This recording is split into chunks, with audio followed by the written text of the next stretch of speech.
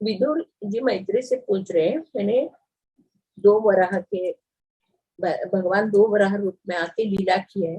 एक वराह रूप में मुझे मालूम है, दूसरे वराह रूप में आके पृथ्वी को उठा के असुर राज से क्यों युद्ध किया करके विदुर पूछ रहे। तो मुझे भगवान की कथा सुन के मेरा मन तृप्त नहीं हुआ। आप मुझे इस विस्तार से इस कथा को बताइए करके विदुर जी मैत्रेय से पूछ रहे, कह रहे। तो मैत्रेय भी बहुत खुश हो जाते। ये कथा हर एक को सुनना ही है, सुनना चाहिए। भगवान की लीला का कथा सुनने मात्र से क्या होता है, सब अमंगल दूर हो जाता है और जन्म मृत्यु के चक्र से हम लोग बाहर आके भगवत धाम जाते हैं। हर एक को भगवान की लीला कथा को सुनना चाहिए। इस अध्याय से हम लोग क्या क्या सीखा, इसके बारे में हम लोग थोड़ा सा जानकारी देखेंगे। पहले बताया हर एक भक्तों को भगवान की कथा सुनना ही चाहिए। भगवान ने नवविधा भक्ति में, भगवान का नवविधा भक्ति में श्रवणम पहला है। इसके लिए भगवान ने हमें 2 कान दिए, ज्यादा से ज्यादा भगवान की कथा सुनने के लिए। इससे पहले भगवान का लीला कथा सुन के हम लोग को इस जन्म मृत्यु के चक्कर से बाहर निकालना। और दूसरा, मैत्रेय जी सुना रहे, कथा सुना। हाँ विदुर, यही कथा को मैंने किसके मुंह से सुना, ब्रह्मा जी के मुख से सुना। देवी देवता लोग भी वही प्रश्न कर रहे थे, ब्रह्मा जी से बोल रहे थे, तभी ब्रह्मा जी एक कथा बता रहे। पहली बार जब भी भगवान वराह रूप लेके आते, कभी जब भी जल प्लावन हुआ था, जल प्लावन से पृथ्वी जल में डूब गई थी, तभी भगवान वराह रूप में आके पृथ्वी का रक्षा की। दूसरा बार कभी आए, जब भी भगवान को युद्ध करने की इच्छा हुई थी, युद्ध करने की इच्छा हुई थी, तभी वो कौन मेरे साथ युद्ध करेंगे करके सब जगह ढूंढते तो ये देवी देवता लोग कोई भगवान के साथ युद्ध करने के लिए बराबर नहीं करते। वो सोचते ये मेरे दोनों द्वारपालक है ना, जय विजय, इनको ही मेरे साथ युद्ध करने के लिए तैयार करना चाहिए करे भगवान मन में सोचते। तो उसी वक्त चतुर कुमार आते हैं और उन दोनों के बीच में वाग्वाद होके वो सनस चतुर कुमार वो लोग जय विजय को शाप देते। तभी भगवान आके बोलते हैं, आप उनको चारों ऋषि कुमारों को प्रणाम करके जय विजय से भगवान पूछते हैं, आपको 3 जन्म में मेरे साथ युद्ध करके वापस आना है या धरती पे भौतिक दुनिया में रहना है। तभी वो जय विजय बोलते नहीं, आपसे हम लोग बिछुड़ के नहीं रह सके, हम लोग 3 जन्म में आपके शरण में आ जाए। जय विजय को उद्धार के लिए ये हिरण्यकशिपु और हिरण्याक्ष के रूप में जन्म लेते। ये कश्यप ऋषि, मरीचि ऋषि के पुत्र कश्यप ऋषि महान तपस्वी ज्ञानी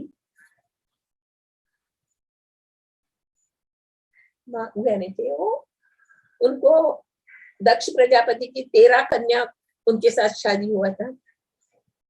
13 कन्या में से 12 कन्याओं को पुत्र प्राप्ति हुई थी और लास्ट आखिर की कन्या दीति के मन में ईर्ष्या का भावना है, एक ईर्ष्या। ये भी हम लोग भक्तों के मन में ईर्ष्या नहीं रहना चाहिए, इसको भी हम लोग ये अध्याय में हम लोग समझ सकते हैं। सब मेरे बहन को बच्चे हो गए, मुझे नहीं हुआ, मैं भी समान रीति से मेरे पति का सेवा करती हूँ, मन में ईर्ष्या उत्पन्न हो। भगवान हर एक के अंदर स्थित है और भगवान को सभी का मन में क्या हो रहा है वो मालूम है। भगवान देते, जिनको भी जो देना चाहिए वो देते, और हमारे अंदर जो है उसी में तृप्ति पाने की भावना नहीं रहती। यही हम लोग चित्रकेतु राजा के इसमें भी सुनते हैं ना। चित्रकेतु राजा को 100 पत्नियां थे, पर पुत्र नहीं थे। फिर एक बार नारद अंगिरा ऋषि आके उनको बोलते हैं, देखो पुत्र के पीछे ये मत करो, तुम भगवान की भक्ति करके भगवान धाम चले जाओ। नहीं नहीं बोलते वो राजा, मुझे एक पुत्र की आशा है, एक पुत्र का प्राप्ति का वर दे दो बोलते। फिर वो ऋषि उसको एक फल देते और तुम्हारे जो प्रिय पत्नी है उसको दे दो बोलते। फिर वो राजा चित्रकेतु तो अपनी आखिरी पत्नी को देता है।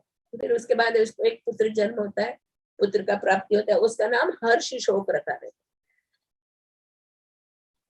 ये 100 रानियों में से 19 रानियां, ये जिसको पुत्र हुआ है वो रानियों के ऊपर ईर्ष्या करने लगते। क्योंकि पहले क्या था, पहले राजा सभी रानियों के साथ एक समान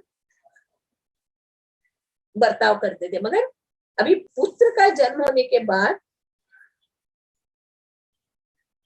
वो रानी के साथ ही ज्यादा रहने लगे। वो अब उनके पुत्र के पास ही ज्यादा उसका प्यार हुआ। बाकी 99 रानियों के मन में जलन उत्पन्न हुआ और उन्हें प्लान किया अभी क्या करना चाहिए।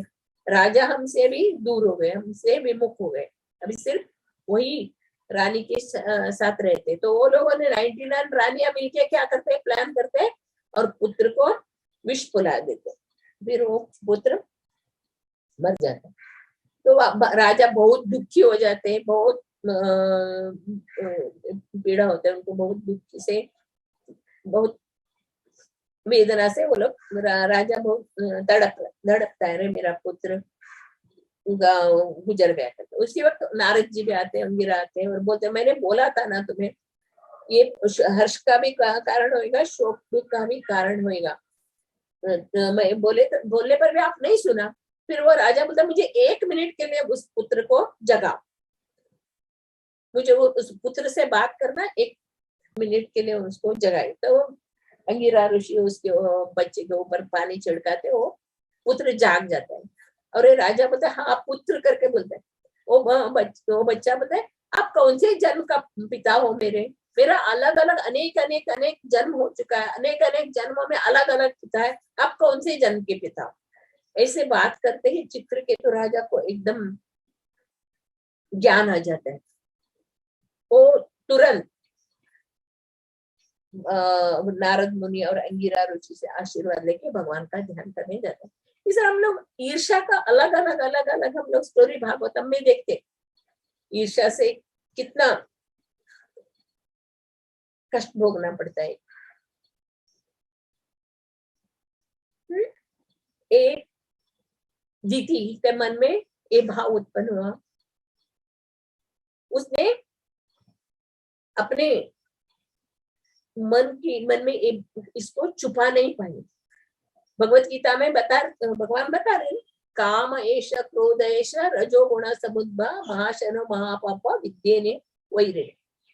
जो मन में जो वो चिंता करती थी, पुत्र की प्राप्ति की इच्छा करती थी, वही काम उसको तड़पाने लगा। सबको पुत्र हो गए, मेरे बहन को मुझे नहीं हुआ करके वो अपने मन में वो सोचते उसका मन ऐसा हो गया, काल कर्म इसका भी वो सोच नहीं पाई। और एक दिन संध्या के समय कश्यप मुनि के पास गई। तभी कश्यप मुनि यज्ञ करके हवन में आहुति देके समाधि में लीन, ध्यान मग्न थे। और दीति अपने पति से प्रार्थना करती है, मुझे पुत्र की प्राप्ति कीजिए करके, बहुत प्रार्थना करती है। तभी कश्यप मुनि उसको समझाते, हाँ तुम्हारी इच्छा मुझे मालूम है, मैं तुम्हारा इच्छा जरूर पूरा करेगा, मगर ये जो समय है ये उपयुक्त नहीं। इस समय भूतनाथ भूतेश्वर अपने गणों को लेके घूमता रहता है, देवी देवता सब जगह विचरण करते रहते हैं। हाँ, ये लोग मुझे देखे हंसेंगे, मेरे ऊपर निंदा करेंगे, इस समय ठीक है, थोड़े रुको, आपका मैं इच्छा पूरा करेगा, थोड़ा समय क्षण के लिए रुको करके बोलते हो। समझाते हैं, बहुत समझाते हैं उसको, देखो तुम बहुत दक्ष प्रजापति की पुत्री हो, तुम इतने मेरे सेवा कर रहे हो, तुम्हारा ऋण मैं नहीं चुका सकता, हाँ कितने अगले जन्म लेके आने के बाद भी मैं तुम्हारा ऋण नहीं चुकाता, मगर अभी जो है मेरा भाई रुद्र शिव जी अपने गणों को लेके घूम रहा है, वो भूतनाथ कैसे, इसके बारे में भी इसमें कितना बहुत सुंदर शिव जी का बारे में भी वर्णन किया, वैष्णवानाम यथा शंभु, अनाथ नाथ बोलते ना, जो जिनको शरीर नहीं मिला, एक्सीडेंट में मरे हुए रहते, जो अलग अलग कृत्य करके अपना शरीर त्यागते हैं, जो आत्मा रहते उसको शरीर नहीं मिला होता, वो ऐसे प्रेतात्मा सब शिव जी के शरण में जाते हैं। शिव जी भूतनाथ ऐसे जीवों के ऊपर इतनी कृपा करते हैं, उनके उद्धार करने के लिए शिव जी बहुत कोशिश करते। आशुतोष इतने जल्दी खुश होने वाले आशुतोष कहाँ रहते, स्मशान में रहते हैं, स्मशान का राग को अपने शरीर में लगा लेते हैं, सांप बिच्छू को गले में डालते डाले रहते, मृग चर्मांबर पहने हुए रहते, और भूत गणों के साथ घूमते रहते। क्या उनके पास ऐश्वर्य नहीं था? ऐश्वर्य की देवी साक्षात दुर्गा उसकी पत्नी थी, उनको किसी की ऐश्वर्य वैभव के कुछ कमी नहीं था, ऐश्वर्यशाली थे शिव जी, फिर भी वो कैसे थे, त्यागी। भगवान का 6 ऐश्वर्य में हम लोग एक ऐश्वर्य देखते ना, त्यागी।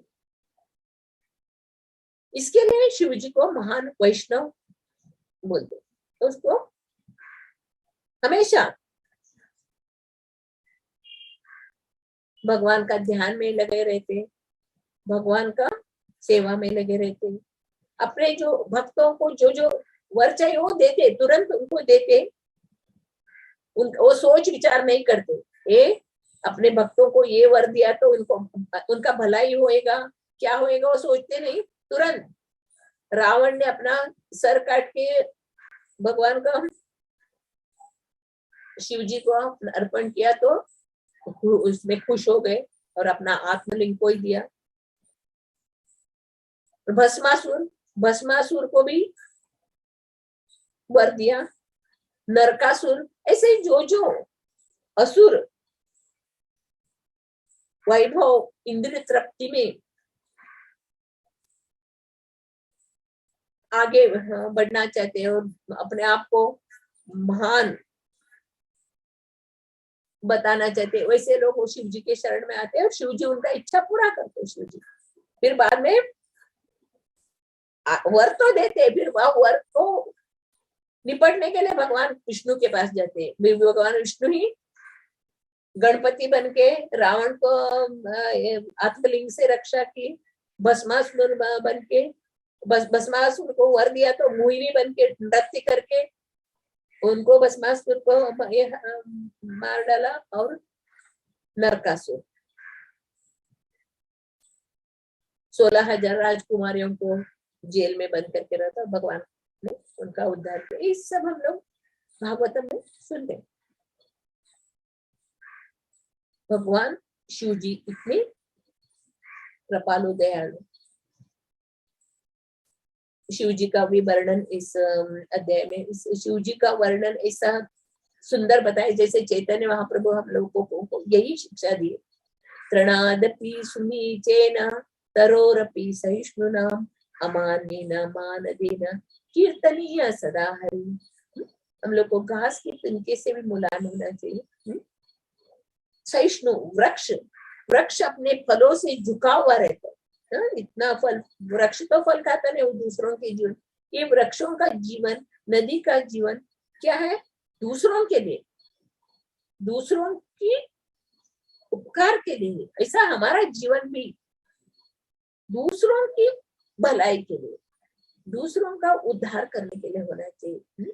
वृक्षाणाम जीवनं धन्य वृक्षा सत्पुरुषा इव जीवनानाम उपकारण जीवन की सततमिता। दूसरों के लिए, दूसरों का भलाई चाहिए। हम लोग अभी क्या करते हैं, सिर्फ अपना अपना भलाई चाहिए, इधर अपना, अपने को सुख संपत्ति घर आवे कष्ट मिटे तन का।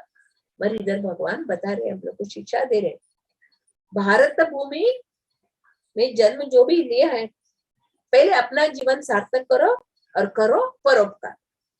परोपकार करके उनका जीवन भी सार्थक करो। अपने को, हर एक जीव को भगवान की भक्ति के बारे में सिखाना ये बताया इसको। भगवान इतने दयालु कृपालु है, सभी जीवों को समान रूप से प्यार करते हैं। भगवान बोलते हैं समा शत्रु च मित्र च, मेरा कोई शत्रु नहीं, मेरा कोई मित्र नहीं, मैं सभी को समान रूप से मैं देखता हूँ। जब भी भगवान वृंदावन के जंगल में बांसुरी बजाते हैं, तभी पशु पक्षी मोर पंछी सब सब सब खुशी से नाचते हैं। हाँ, भगवान के वो बांसुरी के ताल से वो नाचते हैं।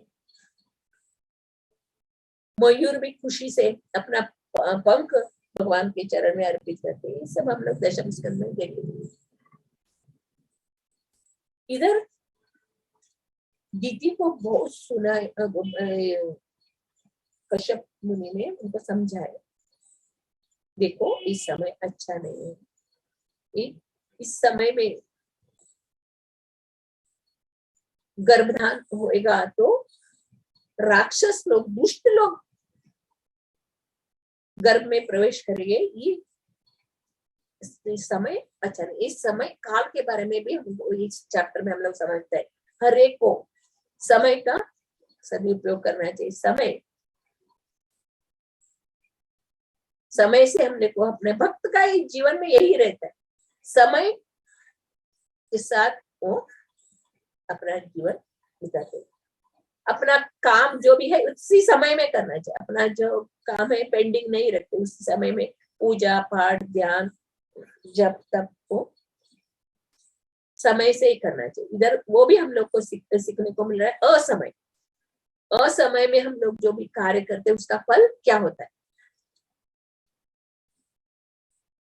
अगर दीति को भगवान के ऊपर दीति की कृपा है तो दीति को पुत्र होता था, ऐसा नहीं था, उसको जरूर पुत्र प्राप्ति होता था, मगर उसने उसकी प्रतीक्षा नहीं की। हमारे जीवन में हम लोग देखते हैं, हमारे पास जो भी है उससे हम लोग को तृप्ति नहीं। हमारे पास जो नहीं है उसको बता, अरे उसके पास वो है मेरे पास ये नहीं है, उसके पास वो है मेरे पास, हमारे पास जो है उसी से हम लोग तृप्त रहना चाहिए। भगवान बता रहे आपके कर्म के अनुसार, आपके भाग्य से पहले आपको जो भी मिलना है वो मिलेगा।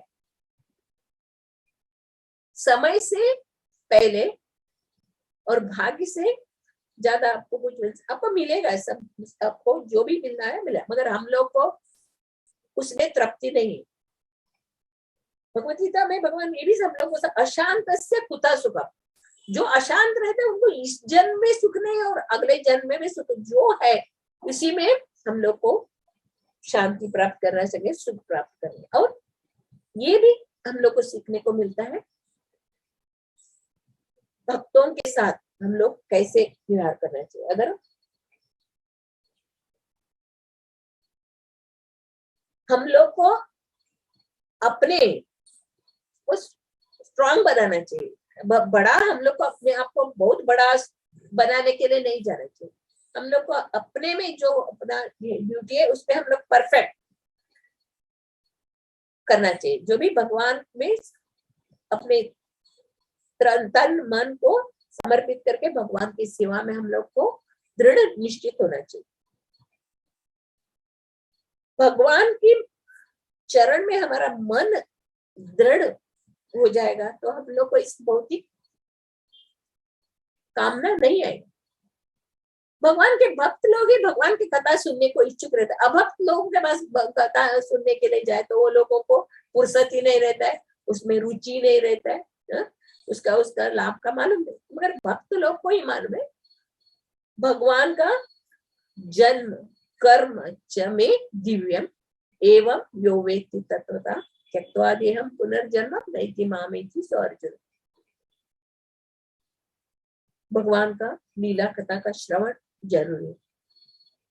हर एक को अपने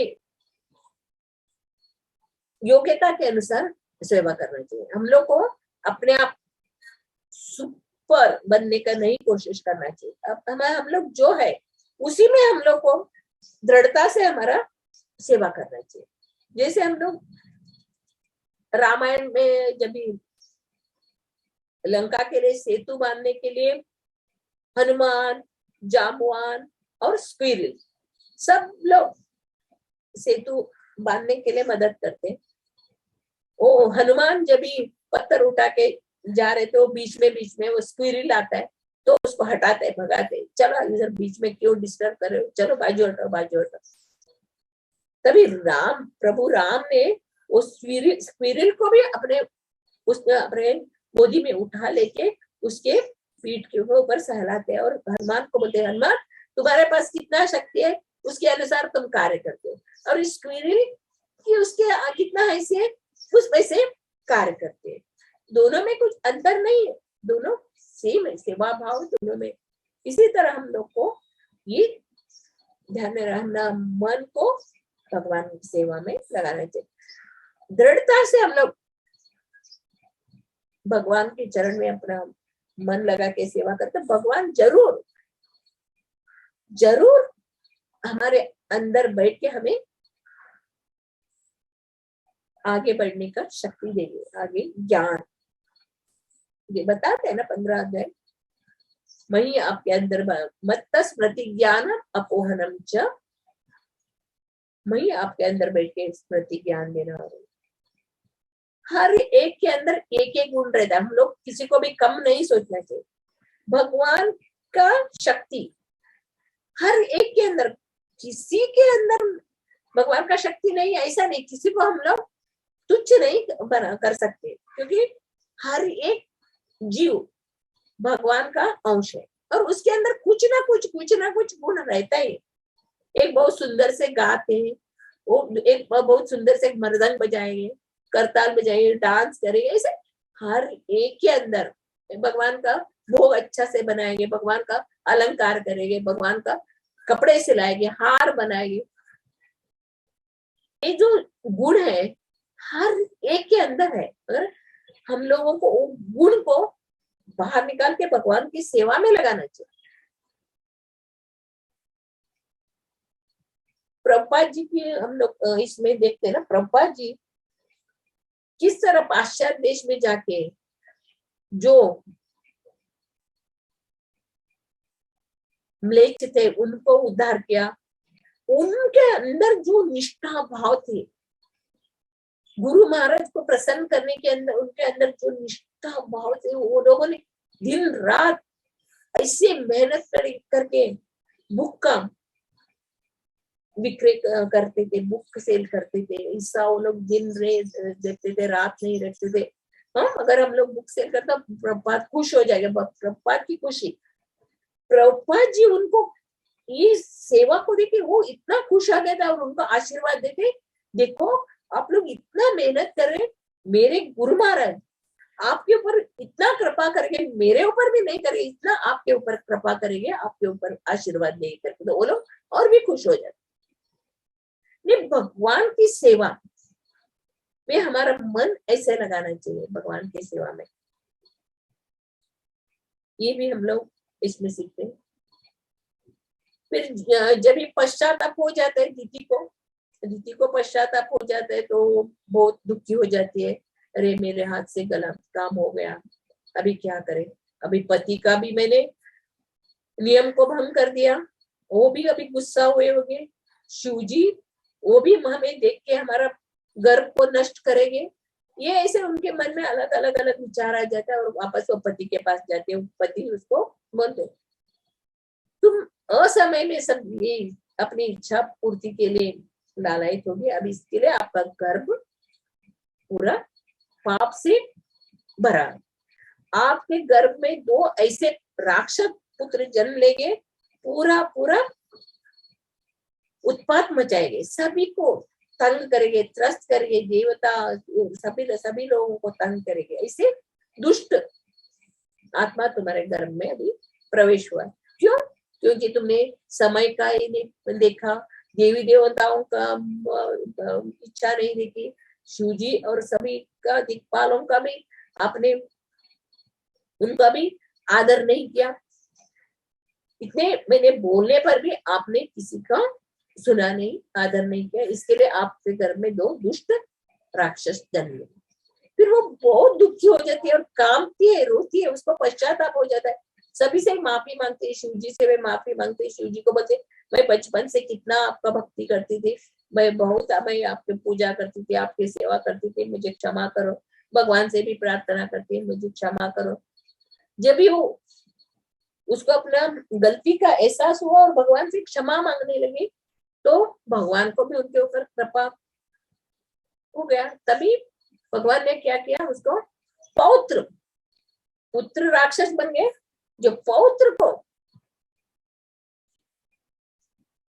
उनके कुल में जन्म दिया, वो पौत्र ऐसे थे साक्षात भगवान को सामने देखेंगे। ऐसे प्रहलाद महाराज, अभी तक कोई भगवान को साक्षात सामने नहीं देखे, मगर प्रहलाद महाराज ने लक्ष्मी सहित भगवान विष्णु का दर्शन किया है। मतलब कल परसों सब हम लोग यही चैप्टर में हम लोग पढ़ते आए हैं, किस तरह सुंदर भगवान का दर्शन किया।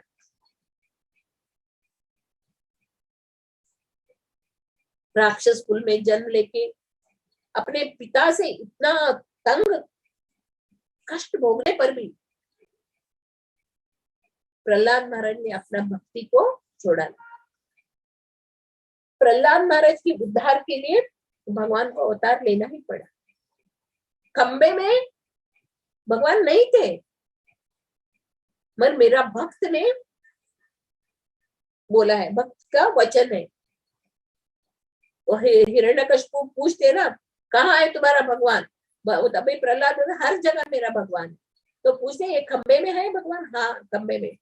खंबे में सचमुच भगवान नहीं थे, मगर मेरा भक्त ने बोला, इसके लिए भगवान नरसिंह देव के अवतार में उस खंबे में आके बैठते। जब वो खंबा टूटता है तो नरसिंह प्रकट होते हैं और हिरण्यकशिपु का वध करते हैं। इधर हम लोग किस तरह सहन करना चाहिए, उसका भी हम लोग को एक लेसन मिलता है। अभी हम लोग ये स्टोरी सुने, बचपन से हम लोग ये स्टोरी सुना है ना, हेयर एंड टॉर्टाइस। टॉर्टाइस कैसे धीमे धीमे चाल में चलता है, मगर हेयर ऐसा स्पीड से भागता है, फिर दोनों को रेस होता है। टॉर्टाइस धीरे धीरे चलता है और हेयर इतना स्पीड से चल के पीछे मुड़ के, अरे टॉर्टाइस पीछे है, हम वो आने तक मैं सो जाएगा करके वो सो जाता। फिर ये टॉर्टाइस इधर रुकता नहीं, चलते चलते चलते चलते अपना विनिंग पॉइंट पे पहुंच जाते। फिर हेयर उठ के देखते, अरे ये तो पहुंच गया। ऐसे हम लोग एकदम ऊपर ऊपर उठने का बहुत ये करते हैं। हम लोग को सब अप्रिशिएट करना चाहिए, हम लोग को सब तारीफ करना चाहिए। हमारा यूट्यूब में हम लोग को सब कितना लाइक है उसका ये करना चाहिए। ऐसे हम लोग को बहुत बहुत हम लोग बड़ा बड़ा इंटेंशन रखते हैं, मगर ऐसा नहीं। हम लोग को जो सेवा है, हम लोग समान रीति से उसमें कभी भी त्रुटि नहीं आना चाहिए, उसको सतत चालू ही रखना चाहिए। कैसे हम लोग दृढ़ता से हम लोग का सेवा चालू रखे तो भगवान ही हम लोग को बुद्धि देते। ऐसे हम लोग देखते हैं ना, फूल खिलता है, हम लोग वो फूल खिलने के बाद उसका सुगंध, हम लोग वो फूल नहीं बोलता है मेरा सुगंध इतना सुंदर है, सुहास है, पर फूल का सुगंध हम लोग सूंघने के बाद हम लोग को मालूम पड़ता है, अरे कितना सुंदर फूल है। ऐसे जो भगवान का भक्त है, उनका सेवा, उनका कृति, इससे हम लोग को समझ में आता है ये लोग कितने शुद्ध भक्ति में है।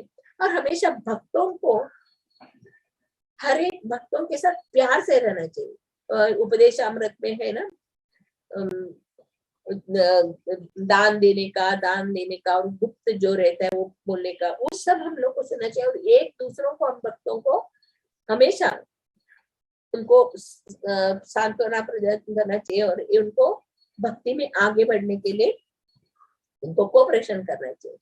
अगर कुछ भी थोड़ा भी भक्ति करते रहना दो, थोड़ा भी सेवा करते रहना दो, उनको हम लोग आगे लेके आने का, उनको आगे बढ़ाने का उनको बहुत हम लोग प्रयास करना चाहिए।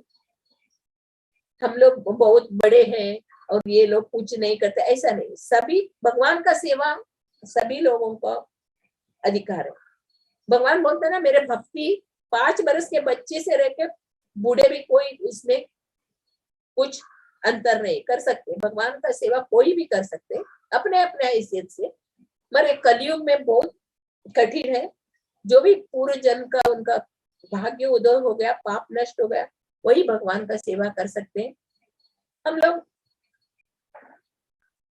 इसके उदाहरण से भी हम देखते हैं। प्रभुपाद जी ने एक बताया ना, लंगड़ा और लूला। भारत में जो है भक्ति है और पाश्चात्य देश में धन है, दोनों मिला के हम लोग आगे कर सकते हैं। इसी तरह आज हम लोग देखते हैं प्रभुपाद जी का नाम किस तरह पूरे दुनिया में प्रसिद्ध हो गया। प्रभुपाद जी जब भी जहाज में बैठ के जाते वक्त भगवान से प्रार्थना करते हैं, हे भगवान मुझे क्यों इधर भेज रहे हो, कृष्ण तव कृपा हो बे भाई, और राधा रानी कृपा करे तो राधा रानी की कृपा से ही हमारा भला हो जाएगा। प्रभुपाद जी ने एक कविता लिखा है, भजन लिखा है, आपने क्यों इधर भेजा, जो अनजाने जगह है, कोई मेरे पहचान वाले नहीं, कोई नहीं, मैं कैसे इधर रहेगा, मैं कैसे इधर प्रचार करेगा गुरु महाराज को वचन, कैसे सिर्फ हरिनाम। और टॉमसन स्क्वायर में बैठ के उन्होंने करताल बजा के हरे कृष्णा कृष्णा कृष्णा हरे हरे, हरे राम राम राम हरे हरे, यही भजन किया। गोलोक के प्रेम धन हरिनाम संकीर्तन, गोलोक का प्रेम धन हरिनाम, वो पाश्चात्य विदेशी हिप्पियों को इतना आकर्षित हो गया, फिर वो लोग हरिनाम को स्वीकार करके अभी शुद्ध भक्त बन के सारे दुनिया में वो लोग प्रचार करे। इतने भगवत गीता भागवतम और सब होड़ लगा के वो लोग बुक सेलिंग कर रहे हैं। हम लोग प्रभात लीलामृत में पढ़ते तो हम लोग को इतना आंखों में आंसू आते हैं, रे हम लोग तो कुछ नहीं कर रहे, ये लोग पाश्चात्य देश के भक्त लोग इतना सेवा करते हैं, इतना दिन रात वो लोग भगवान प्रभुपाद जी के ग्रंथ को सेल करते हैं। इसमें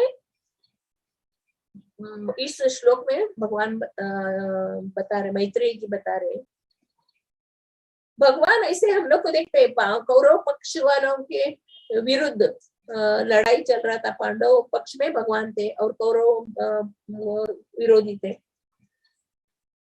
भीष्म पितामह उधर देख के वो विश्व स्तुति में बता रहे, जो भी कुरुक्षेत्र युद्ध में थे वो लोगों को सबको जन्म मृत्यु के चक्र से उनको उभार दिया।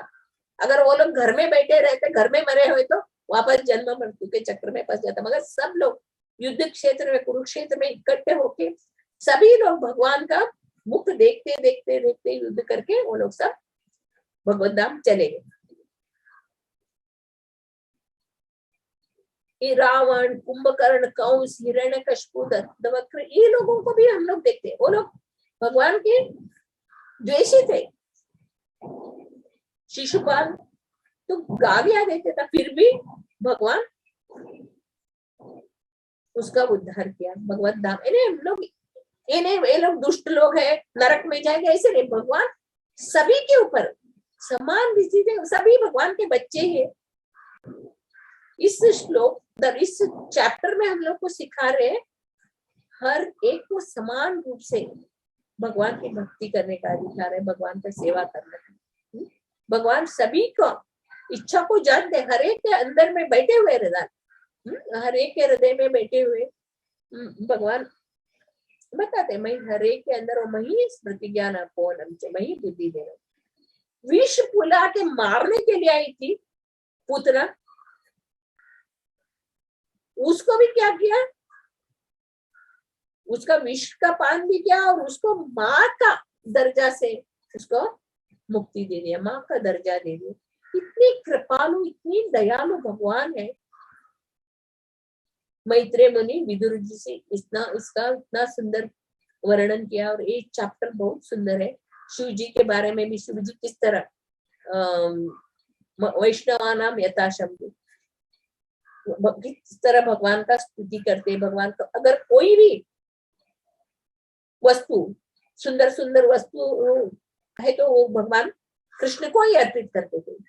भगवान कृष्ण ही ऐश्वर्य को प्राप्त कर सकते हैं, वही एक भगवान है, वही सब को स्वीकार करते हैं। वो कुछ शिव जी कैसे स्मशान में रह के राख लगा के उधर सतत भागवत कथा करते, जो अतृप्त जीवात्मा, ऋषि मुनि, रक्ष गंधर्व, उन लोग को सबको भागवत कथा सुनाते रहते, सबका उद्धार करते रहते। इसी तरह प्रभुपाद जी की कृपा से आज समस्त